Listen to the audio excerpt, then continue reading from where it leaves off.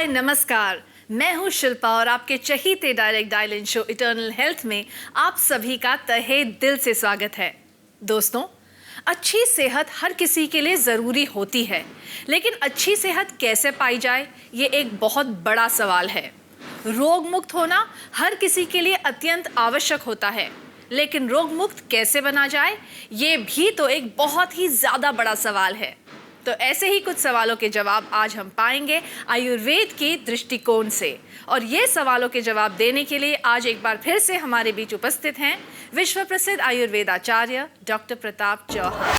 Doctor Pratap Chauhan Bharat के एक जाने माने आयुर्वेदाचार्य हैं। आपने आयुर्वेद का बहुत ही गहराई से अध्ययन किया है और वो थ्योरीज, वो आयुर्वेदिक प्रोसीजर्स को चलन में लाए हैं जो कहीं विलुप्त होते जा रहे थे। आप क्लासिकल आयुर्वेद प्रैक्टिस करते हैं और पूरे विश्व में आयुर्वेद की चिकित्सा प्रणाली को प्रचारित कर रहे हैं और ये समझाने का प्रयास कर रहे हैं कि आज के मॉडर्न वर्ल्ड में हेल्दी लाइफस्टाइल का मतलब है आयुर्वेदिक लाइफस्टाइल। आपने अपनी संस्था जीवा आयुर्वेद के जरिए हर व्यक्ति से जुड़ने का अभियान शुरू किया है। आपका उद्देश्य है घर घर आयुर्वेद, जन जन आयुर्वेद। आइए उनका स्वागत करते हैं। नमस्कार डॉक्टर साहब। नमस्कार जी। हमारे कार्यक्रम में आपका बहुत बहुत स्वागत है। Thank you very much. और रोग मुक्ति ये जो सीरीज हम लेकर आए हैं, इसके तहत आज के एपिसोड में हम चर्चा करेंगे एज रिलेटेड डिसऑर्डर्स के विषय पर जी। लेकिन चर्चा शुरू करने से पहले दर्शकों को बता देते हैं हमारा टेलीफोन नंबर। बिल्कुल। तो दोस्तों, आप लोग भी हमें कांटेक्ट कर सकते हैं ऑन 0129404004। अगर आप चाहते हैं आपकी कोई भी समस्या के लिए आयुर्वेदिक निदान। डॉक्टर साहब, एज रिलेटेड डिसऑर्डर्स की जब हम बात करते हैं, सबसे पहले एज की बात करते हैं। जैसे जैसे उम्र बढ़ती जाती है, शारीरिक कमजोरी आती जाती है, मानसिक कमजोरी आती जाती है। नेचुरल सी चीज़ें है कि जैसे जैसे हमारी एज बढ़ती है, आयुर्वेद में ऐसा लिखा है कि हर दशक में every decade we lose something. पहला दशक जो होता है, पहला डिकेड 1 से 10 साल, उसमें क्या खोते हैं हम? बचपन खो देते हैं। और 10 से 20 के बीच का जो डिकेड होता है उसमें हम ग्रोथ खो देते हैं, जनरली जो हाइट वाइट बढ़नी है जो आपकी उसमें। फिर तीसरे डिकेड में हम त्वचा का एक जो चमक होती है, जिसको हम कहते हैं कि तेज जो होता है चेहरे पर। आपने देखा होगा कि जो 20s में टीनेज होता है, उनकी त्वचा बड़ी बड़ी जो है एक तरह से यंग त्वचा होती है, जी। वो खो जाती है। वो 30s में रह करके त्वचा आपकी चेंज हो जाती है जी। उसके बाद नेक्स्ट डिकेड में आप जाएं तो आपकी आई साइट चली जाती है 40s में। 50s में जाएं तो वाइटलिटी कम हो जाती है बॉडी के अंदर। उसके बाद 60 के अबाउ जाएं तो उत्साह कम हो जाता है, जो जोश होता है ना आदमी में काम करने का, एक कहें उसके अंदर जो जोश उत्साह जो होता है, एंथुजियाज्म, वो थोड़ा कम हो जाता है लाइफ रिटायरमेंट के बाद में। फिर 70 के ऊपर जाएं तो डिस्क्रिमिनेशन पावर थोड़ी, माइंड जो है क्या करें क्या ना करें डिसाइड करना। 80 के बाद जाएं तो जो कर्मेंद्रियां हमारी होती हैं, पैर हैं, हाथ हैं, स्पीच है, इनमें थोड़ा सा जो है इनके फंक्शन में कमी आती है। और उससे ऊपर अगर जाएं तो फिर 90 के बाद तो आदमी बस आराम से बैठकर ही जो है रहता है। लेकिन डॉक्टर साहब, हम देखते हैं जिस प्रकार की जीवन शैली आजकल के दौर में हो गई है, बहुत सारे लोग जो होते हैं उस उम्र तक, उस आयु तक पहुंच ही नहीं पाते, क्योंकि वो रोग मुक्त ही नहीं हो पाते। क्योंकि इसमें देखिए वो बड़ा अच्छा विषय है ये, हमें समझना ये है कि जो पहली चीज़ तो समझनी कि कुछ चीज़ें तो वो जाएंगी, नेचुरल है जी। कुछ ऐसी बीमारियां हैं वो नेचुरल होती हैं, जैसे प्रोस्टेट होता है, ओल्ड एज में प्रोस्टेट होता है, मेनोपॉज आ जाता है, कैटरेक्ट हो जाता है, ऑस्टियोआर्थराइटिस एक बड़ी कॉमन सी प्रॉब्लम है, वात के जितने रोग हैं वो। तो ये हमें पहले से पहले इसका ज्ञान होना चाहिए जी। अगर ज्ञान होगा तो आपको एक प्रिपरेशन रहती है, आपको मालूम है कि क्या आने वाला है। और प्रिपरेशन अगर रहेगी, मतलब मालूम रहेगा आपको, तो उसके अकॉर्डिंगली आप अपने जीवन को, अपनी दिनचर्या को, अपने खान पान को अगर चेंज करेंगे तो लंबे समय तक आप जा सकते हैं। और थोड़ा डिटेल में इसको समझेंगे इस फोन कॉल के बाद। हेलो, नमस्कार जी, वेलकम टू इटर्नल हेल्थ। अपना परिचय दीजिए प्लीज। हेलो। हाँ, अपना नाम बोलिए। रजिया जी। कहाँ से बोल रही हैं आप? कच्छ से। बताइए क्या समस्या है आपकी, डॉक्टर साहब सुन रहे हैं आपकी बात को। मेरे कमर में बहुत दर्द हो रहा है। कब से होता है दर्द, कितने दिन से? मेरे कमर में 12 महीने हो गए। 12 महीने? तो अभी कुछ इलाज किया कि नहीं? हाँ, दवाई ली थी तो डॉक्टर साहब ने बोला पोलियो की वजह से दर्द हो रहा है। देखिए वो तो ठीक है, दवाई आपने ली दर्द के लिए, पेन किलर ले लिया, लेकिन हम जैसा समझाते हैं आपको कि रोग का कारण भी समझना चाहिए। कमर दर्द जो होता है उसमें कई कारण हो सकते हैं। अगर आयुर्वेद की दृष्टि से हम देखें तो वात का प्रकोप है। वात क्या होती है कि जो हमारे शरीर में वो शक्ति है जो हमारी चीज़ों को एक स्थान से दूसरे स्थान पर ट्रांसपोर्टेशन करती है। तो वात के शमन के लिए सबसे बढ़िया चीज़ है तिल के तेल की मालिश। आपको एक नुस्खा बताते हैं, बहुत बढ़िया है, इस पर आप जो है बनाना पड़ेगा आपको। 4 चीज़ें आपको लेनी है, अजवाइन, लहसुन, अदरक और उसमें चौथी चीज़ डालेंगे धनिया। सबको 1-1 चम्मच ले करके और कम से कम आधा लीटर तिल के तेल में डाल के पका लीजिए अच्छी तरह से। जब पक जाएगा तो इस तेल को छान करके रख लीजिए। इससे कमर में मालिश करिए, टांगों में भी मालिश करिए और थोड़ा सा मालिश के बाद सिकाई ज़रूर करनी है। दूसरी चीज़ है, बादी वाली चीज़ें नहीं खानी बिल्कुल भी। जो भी तली हुई चीज़ें हैं या बहुत ज़्यादा हैवी जो भोजन होता है हमारा, जैसे कि उड़द की दाल है, राजमा है, सफ़ेद वाले जो चने हैं, इसका सेवन नहीं करना है। और मेथी का प्रयोग करिए आप। मेथी को कूट के रख लीजिए और मेथी 1 चम्मच सवेरे, 1 चम्मच शाम को गुनगुने पानी से आप सेवन करिए। तो इतना करने से क्या होगा, वात का शमन होगा, मांसपेशियों में आपके जो है रिलैक्सेशन आएगा, आपके शरीर में धातुओं की जो कमजोरी है वो ठीक होगी और सबसे बड़ी चीज़ है कि आपको दर्द से बिल्कुल छुटकारा मिलेगा। ये 1-1.5 महीना आप इसका प्रयोग करिए। उसके बाद दोबारा हमें फ़ोन करके बताइए क्या समाचार है, क्या हाल चाल है, और जैसे भी आपकी स्थिति होगी उसके अनुसार फिर आपको आगे हम सुझाव देंगे। ठीक है जी, हमारे कार्यक्रम में फ़ोन करने के लिए आपका बहुत बहुत धन्यवाद रज़िया जी। Good bye. तो डॉक्टर साहब, चर्चा को आगे बढ़ाते हैं और एज रिलेटेड डिसऑर्डर्स जो होते हैं, मैं आपसे पूछना चाह रही थी कि उनके कारण क्या क्या हो सकते हैं। कारण देखिए, सबसे बड़ा कारण तो एज ही है। हाँ जी, क्योंकि जब एज बढ़ेगी तो कुछ चीज़ें हमारे शरीर के अंदर जो है वो कम होती हैं। सबसे बड़ी जो इसमें मेन चीज़ होती है वो है वात का प्रकोप। हमारा जो 3 दोष हैं, वात, पित्त, कफ, तो आयुर्वेद में ऐसा लिखा है कि बचपन का जो समय होता है उसमें कफ प्रधान हमारे शरीर के अंदर रहता है। जब हम युवावस्था में होते हैं उस समय पित्त बहुत ज़्यादा होता है, तो पित्त वाले रोग देखते हैं, एक्ने, पिंपल्स, खुजली, हेयर लॉस वगैरह सब पित्त के रोग युवावस्था में ज़्यादा आते हैं। और जैसे ही हम वृद्धावस्था में प्रवेश करते हैं तो वात का प्रकोप होता है। वात जो है वो कई चीज़ों को सुखा देती है। हमारे जो मस्तिष्क के अंदर कफ, एक तर्पक कफ होता है जो हमारे ब्रेन को नरिश करता है, उसको सुखा देती है। हमारे जो जोड़ हैं उसके बीच में भी एक प्रकार का लुब्रिकेशन जिसको कि हम श्लेषक कफ बोलते हैं, उसको भी वात सुखा देती है, तो जोड़ों की प्रॉब्लम आती है। हमारी जो इंद्रियां हैं वो कमज़ोर होने लगती हैं।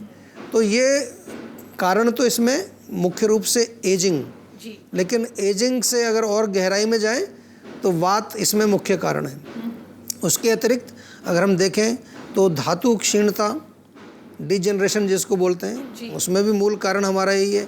अग्नि मंद होना भी एक कारण हम इसमें कहते हैं। जैसे जैसे अग्नि थोड़ी मंद होगी वैसे वैसे हमारे शरीर का जो पाचन कमज़ोर होगा और जो हमारे शरीर में जो धातु बन रहे हैं उनकी मात्रा भी थोड़ी कम होती जाती है। इस प्रकार से एज रिलेटेड प्रॉब्लम्स के कारण को हम समझ सकते हैं। और चर्चा को आगे बढ़ाते हुए आपसे पूछना चाहूँगी, हमारा जो ये स्पेशल विषय हम लेकर आए हैं, मुख्य विषय जो हमारी सीरीज़ का है, रोग मुक्ति। बिल्कुल। एज रिलेटेड डिसऑर्डर्स, क्या उनसे भी रोग मुक्ति पाई जा सकती है? देखिए, आपने अगर विषय लिया है तो ज़रूर इसका कुछ ना कुछ समाधान तो बताएंगे। जी। रोगों से मुक्ति जो एज रिलेटेड प्रॉब्लम है तो उससे, क्योंकि कारण उम्र है, अब हम लोग एटर्नल तो है नहीं, हमारा प्रोग्राम तो एटर्नल हेल्थ है, लेकिन हमारा शरीर एटर्नल नहीं है। बिल्कुल। तो उससे मुक्ति पाना तो मैं ये कहूँगा कि वो तो संभव नहीं है, लेकिन हम उनको, बीमारियों को प्रिवेंट कर सकते हैं या प्रोलॉन्ग कर सकते हैं, ऐसा हम कह सकते हैं। क्योंकि जब हम उसको समझेंगे कि हमारे शरीर में जो एज रिलेटेड प्रॉब्लम क्यों आती हैं, कारण जैसे हमने बताए कि जैसे वात का प्रकोप होता है ओल्ड एज में, तो ओल्ड एज में वो स्वाभाविक है। लेकिन अगर हम अपने शरीर में कुछ ऐसी चीज़ों को नियमित रूप से शामिल करें, जैसे तेल की मालिश को शामिल करें, या हम कुछ नियमित रूप से व्यायाम करें, कुछ भोजन अपने जीवन में हम एज रिलेटेड अपने भोजन को चेंज करें, तो हम क्या करते हैं कि इस प्रकार से हम ऑलरेडी जो हमें मालूम है कि क्या आने वाला है, उसको समझ करके अपने शरीर को उसी तरीके से हम खान पान और लाइफस्टाइल तैयार करते हैं। हर स्टेज पर हमें प्रिपरेशन की ज़रूरत होती है। इस प्रकार से हम इन रोगों से मुक्ति पा सकते हैं। जी बिल्कुल, और इसी के साथ हमारे अगले कॉलर जो है अपना सवाल पूछने के लिए तैयार हैं, तो जी। देखते हैं उनकी क्या समस्या है।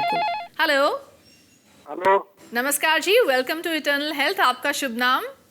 भावेश भाई, भावनगर से बोल रहा हूँ। हाँ जी, हाँ जी, बताइए क्या समस्या है आपकी? नमस्ते डॉक्टर साहब। नमस्कार जी।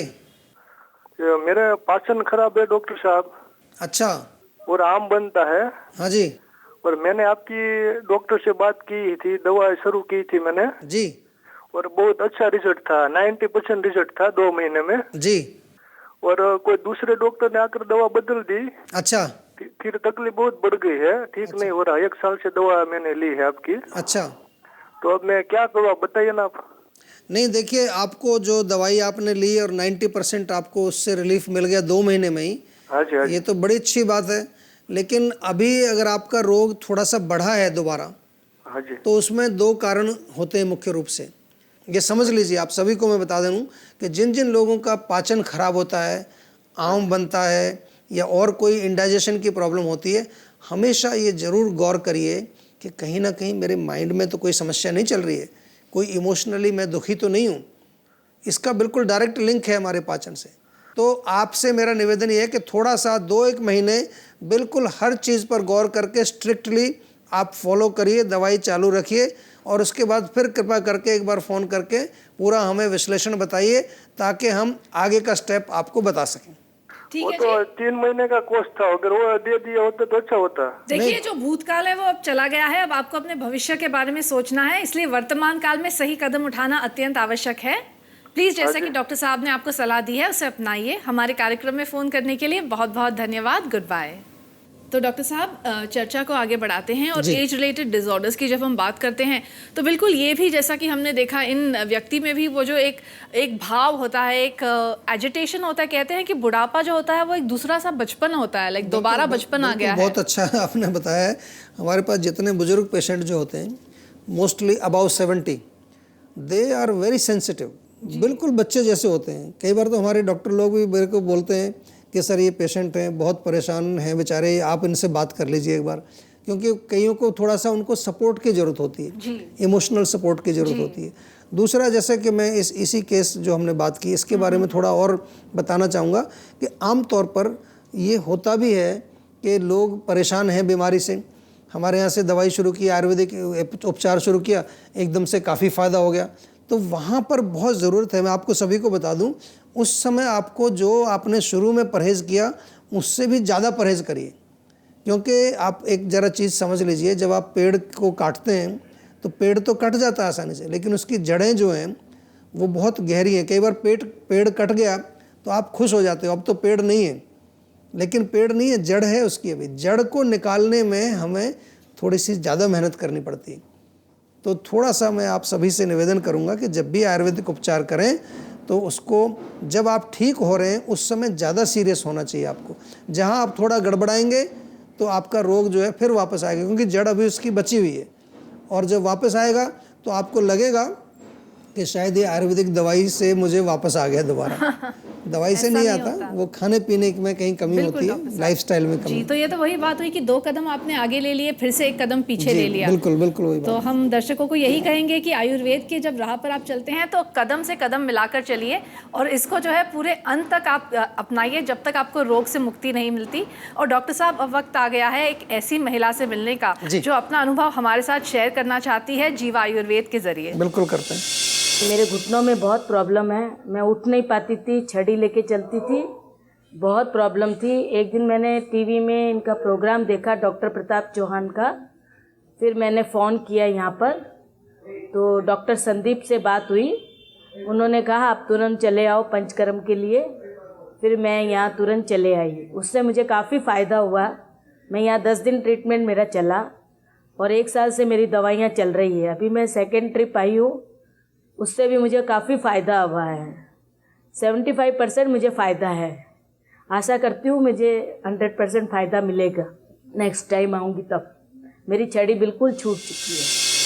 Thank you so much Kusum ji, हमें बहुत खुशी है ये जानकर कि आपकी जो छड़ी थी वो छूट गई, और मोटापे में भी आपको बहुत ज़्यादा फ़ायदा हुआ। क्यों डॉक्टर साहब, कितनी बढ़िया बात लग रही है मुझे ये। देखिए, मैं इस केस को सुनने के बाद एक चीज़ मैं बताना चाहूँगा आपको भी और सभी दर्शकों को कि आम तौर पर लोगों को जो ये जोड़ों का दर्द होता है और छड़ी लेके जब चलते हैं लोग, उसमें एक बहुत महत्वपूर्ण जो कारण है वो है ओवरवेट। ओल्ड एज जैसे जैसे होगी हमारी हड्डियाँ कमज़ोर होंगी, हमारे जोड़ कमज़ोर होंगे, लेकिन अगर वज़न हमारा बढ़ गया उस टाइम तो वो जल्दी से जल्दी हमारे जोड़ों को नष्ट करता है। तो आप सभी से मेरा निवेदन है कि उम्र के साथ साथ जो आज हम बात कर रहे हैं, ओबेसिटी भी एक ऐसी प्रॉब्लम है, वो उम्र के साथ बढ़ती है। 40s के बाद 50s में जब लोग आते हैं तो वेट उनका बढ़ता है, स्वाभाविक है। कई चीज खासतौर महिलाओं में भी प्रॉब्लम होती है, मेनोपॉज के बाद उनका वेट बढ़ता है। लेकिन यदि हम अपने इस चीज़ को पहले से समझ लें और अपनी डाइट को चेंज करें तो फिर वज़न कम होगा। और इस महिला के बारे में मैं विशेष रूप से कहूँगा कि वज़न कम करना एक इम्पॉर्टेंट उसमें रोल प्ले किया उसकी बीमारी में। जैसे वज़न कम होगा तो जोड़ों पर उतना वज़न नहीं आएगा, आपके जोड़ ज़्यादा मजबूती से काम कर सकेंगे। तो ये हमने किया, साथ में जो है उसको जोड़ों के लिए भी इलाज किया, पंचकर्म चिकित्सा की, और वाकई में छड़ी लेकर के आई वो, और जब गई तो छड़ी छोड़ के चली गई और अभी तक भी वो बिल्कुल स्वस्थ है, कोई दिक्कत नहीं है। तो ये आयुर्वेद का चमत्कार है, आयुर्वेद का जो है सिद्धांत है कि रोग के मूल कारण को, अब अगर हम उसके केवल घुटनों पर ही ध्यान देते और वजन पर ध्यान ना देते तो शायद उसको उतना फ़ायदा नहीं आता। तो डॉक्टर साहब, ज़्यादा वेट होना तो जोड़ों के दर्द का एक कारण होता है। जी बिल्कुल। लेकिन जोड़ों के दर्द के और क्या क्या कारण हो सकते हैं? देखिए, बहुत अच्छा प्रश्न है, क्योंकि कितने सारे लोग जोड़ों के दर्द से परेशान हैं, बेचारे वो दुखी हैं, कुछ नहीं कर पाते, डॉक्टर्स के पास जाते हैं तो कहते हैं घुटना बदलवा लो, ऑपरेशन करा लो, सर्जरी होती है, आजकल बहुत कॉमन हो गया है। लेकिन अगर कारण को समझ लें तो फिर हम काफ़ी सारी चीज़ों को ठीक रख सकते हैं। आयुर्वेद की दृष्टि से अगर हम कारण समझें तो वात का प्रकोप, वात जब घुटनों में जाएगी तो वहाँ पर जो कार्टिलेज है, साइनोवियल फ्लूइड है, उसको सुखा देती है। वात कहीं भी हवा चलेगी सब चीज़ को सुखा देगी। तो क्या करना है, उसमें लुब्रिकेशन चाहिए। तेल की मालिश हर व्यक्ति को करनी चाहिए, मैं तो कहता हूँ पूरी उम्र करनी चाहिए, लेकिन जो ओल्ड एज में जा रहे हैं, जो ओल्ड एज में प्रवेश कर रहे हैं, उनको तो नियमित रूप से करनी चाहिए। कभी कभार मैंने ये भी देखा है कि वात के अलावा अगर एसिड बढ़ जाए, जैसे यूरिक एसिड बढ़ जाता है, यूरिक एसिड भी घुटनों में जाकर के, जोड़ों में जाकर के कहीं डैमेज करता है, तेज़ाब होने की वजह से वो नष्ट करता है वहाँ पर, वो भी एक कारण होता है। और तीसरा कारण हमारे यहाँ आयुर्वेद में आम जो होता है, आम जाकर के अगर घुटनों में जमा हो जाए तो वहाँ पर स्वेलिंग भी होगी, पेन भी होगी, और वहाँ पर जो है इस प्रकार से जोड़ों का दर्द भी आपके अंदर हो सकता है। बहुत ही बढ़िया तरीके से आपने ये बात समझाई है डॉक्टर साहब। और चर्चा को आगे बढ़ाने से पहले देख लेते हैं अगले कॉलर की समस्या क्या है। हेलो, नमस्कार जी, वेलकम टू इटर्नल हेल्थ। आपका शुभ नाम? मैं गुजरात से बोल रही हूँ। हाँ जी, हमें डॉक्टर साहब से बात करनी है, उसको हमारी समस्या पूछनी है। हाँ जी, बताइए क्या नाम है आपका? अमिता।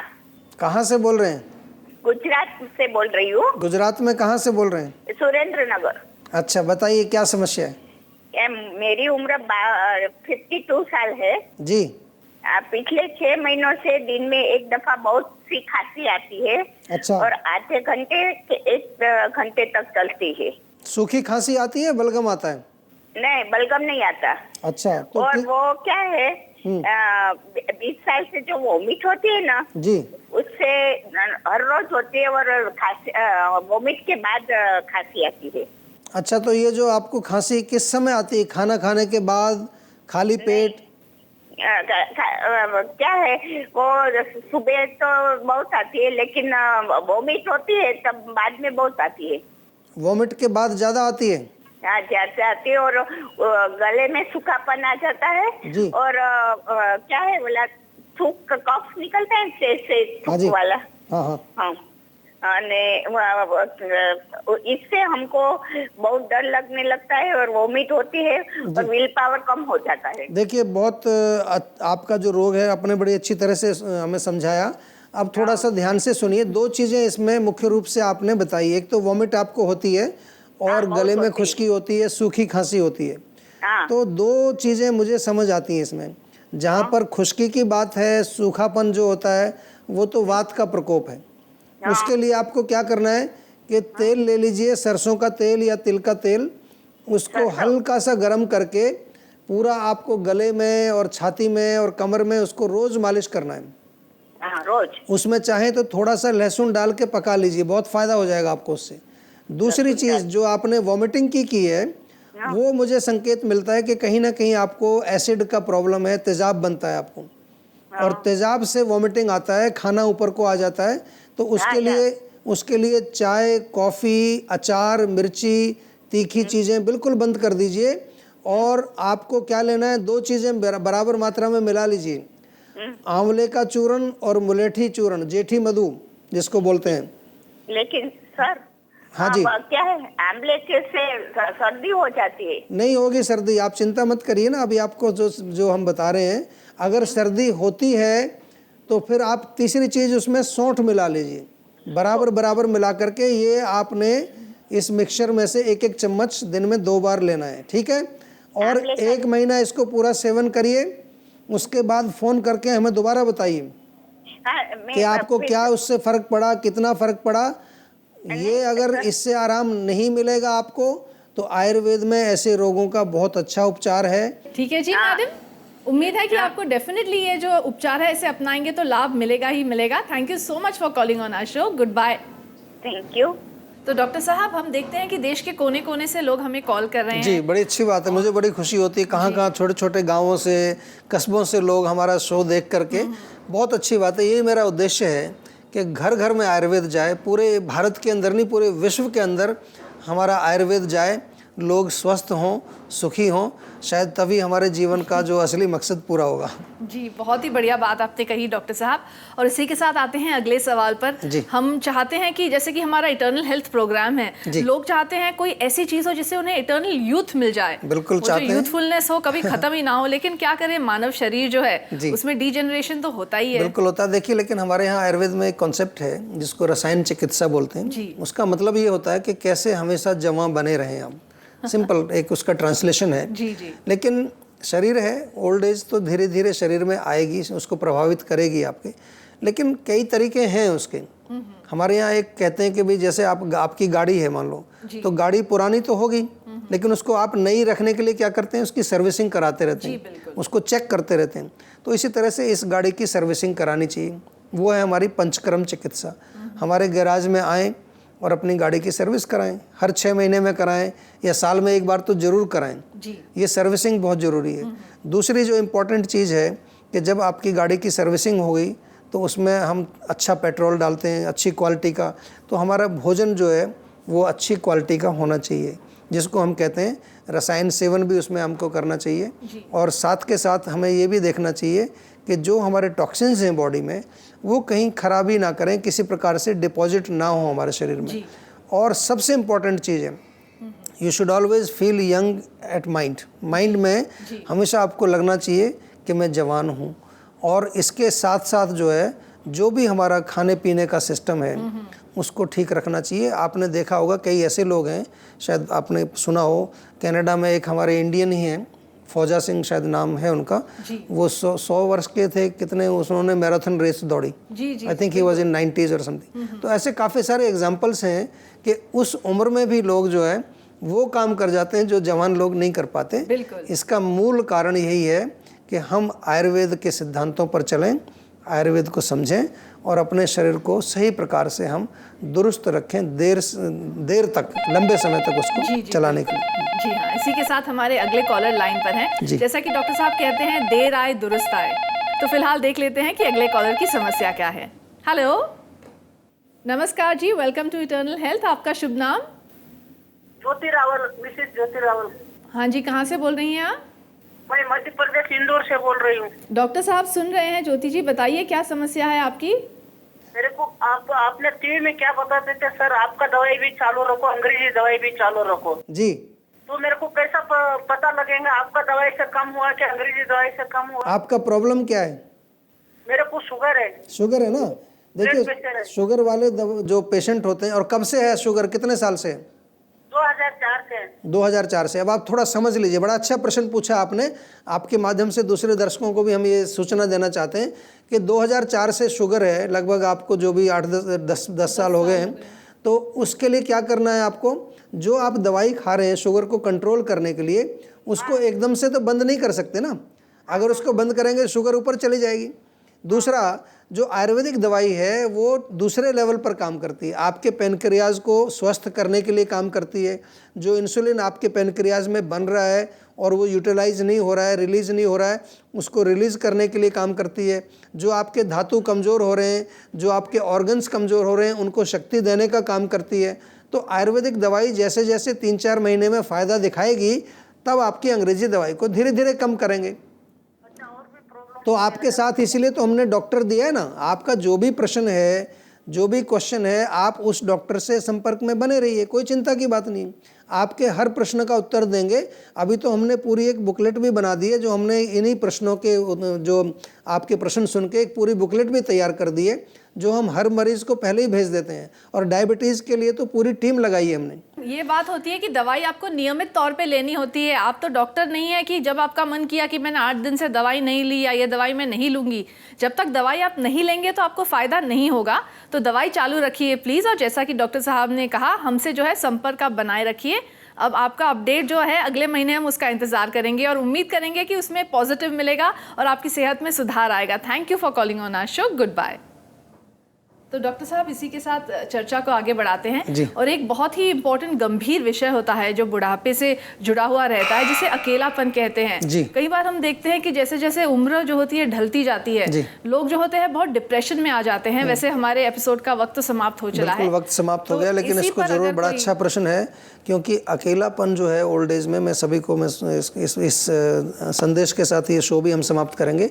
अकेलापन एक सत्य है, इसको समझ लीजिए।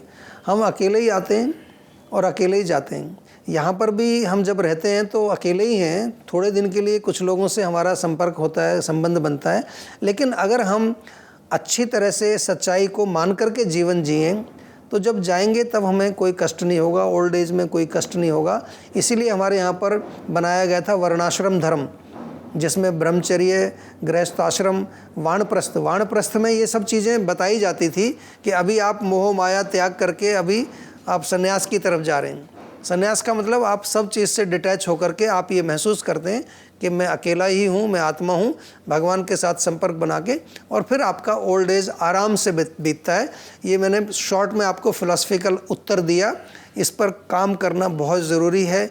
बिना काम किए आपका ये प्रॉब्लम सॉल्व नहीं होगा। इसको समझ करके इसको प्रैक्टिस करना है। Thank you so much doctor साहब। आपकी बातें सुनकर मुझे इतना अच्छा महसूस हो रहा है कि मैं बिल्कुल बयान नहीं कर सकती। Thank you. आपका बहुत बहुत धन्यवाद। शुक्रिया जी। तो दोस्तों, शो खत्म होने के बाद भी आप लोग हमसे कांटेक्ट कर सकते हैं। नोट कर लीजिए हमारा पता। जीवा आयुर्वेदा, जीवा मार्ग, sector 21B, Faridabad, Haryana, pin 121001, India. हमारी ईमेल आईडी है info@jiva.com। हमारी वेबसाइट है www.jiva.com। हमारा फोन नंबर है 012940400404। आप जीवा आयुर्वेदा को फेसबुक पर भी लाइक कर सकते हैं www.facebook.com/जीवा आयुर्वेदा। आप हमारी मैगजीन परमायु को भी सब्सक्राइब कर सकते हैं parmayu@jiva.com। दोस्तों, जाते जाते मेरा एक बहुत ही पसंदीदा गाना है जो मैं आपके साथ शेयर करना चाहूंगी।